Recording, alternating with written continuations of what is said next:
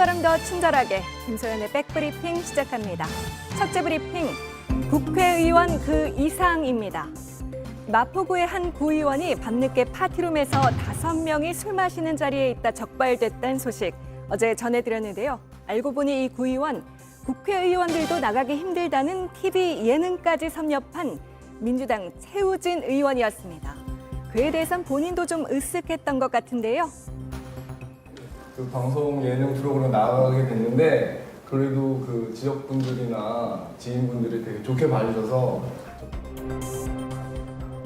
네, 그 예능 저희가 저작권 문제로 보여드릴 수는 없습니다만 꼼꼼하게 찾아보니까 최 의원 이런 말 했더군요. 국회의원 이상을 꿈꾼다. 네, 이게 의미가 있는 말인 게 올해 33살인 최 의원 국회에서 참모로, 그러니까 민주당 정청래 의원의 비서관으로 정치권에 뛰어들었기 때문입니다. 정청래 가장 밀착, 밀착, 문고리 권력. 문고리 권력이 되고 싶은.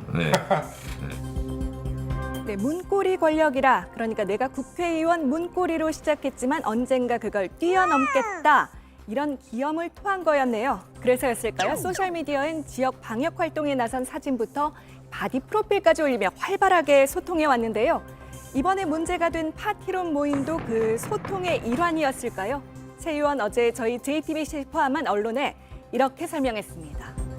자영업자분 사무실에서 본 거예요. 경찰분이랑 대화를 하시다가 여기가 어떤 용도냐라고 하시니까 그때 이제 파티룸이라고 말씀을 하시더라고요. 네, 뭐 주민이 만나자고 하면 만날 수 있죠. 그런데 파티룸이라는 것도 나중에 알았다고요?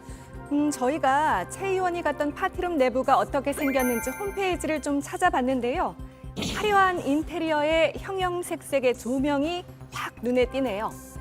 방역 대책에 반해 집합 금지 대상인 파티룸에서 밤 9시를 훌쩍 넘겨 5명 넘게 모인 술자리에 있었던 것. 지금까지 한 해명만으로는 좀 부족하다는 지적 나오고 있습니다.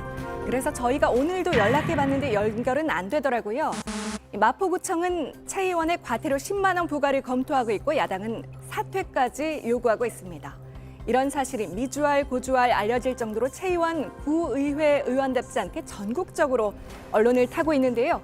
순식간에 높아진 인지도, 이것만 보면 중진은 아니어도 웬만한 초선 국회의원 이미 그 이상이라고 할 수 있겠네요. 다음 브리핑, 윤동주까지 중국인입니다. 죽는 날까지 하늘을 우러러 한 점 부끄러움이 없기를. 잎새에 이는 바람에도 나는 괴로워했다. 네, 이렇게 식민지의 아픔을 슬퍼하며 항일운동으로 옥살이하다 28배 세상을 떠난 윤동주 시인. 그야말로 대한민국의 국민 시인이죠. 그런데 중국 포털에서 검색하면 국적이 뭐라? 네, 중국인으로 나옵니다. 우리 누리꾼들이 바로잡기 위해 애쓰고 있지만 고쳐지지 않고 있다는데요. 중국에 있는 유학생들도 바이두 쪽으로 메일을 많이 보냈다고 알고 있거든요. 그런 게 벌써 저희가 한 2년 됐던 것 같아요. 네, 사실 중국은 지린성 조선족 자치구에 있는 시인의 생가 입구에 중국 조선족 애국 시인이라고 떡하니 써놓고 있다는데요. 우리 외교부도 이런 잘못된 표기 발견할 때마다 시정 요청하고 있다고 밝혔습니다. 네, 중국은 참 포기를 모르는군요. 오늘도 한 관영 매체가 김치와 중국의 야채 절임 파오차이를 애매하게 섞어 쓴 기사 또 내놨습니다.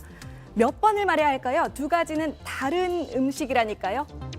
네, 이렇게 역사 왜곡 이어가는 중국의 윤동주 시인의 서시 다시 들려주고 싶네요. 하늘을 우러러 한 점 부끄러움이 없기를. 오늘 백브리핑 여기까지입니다.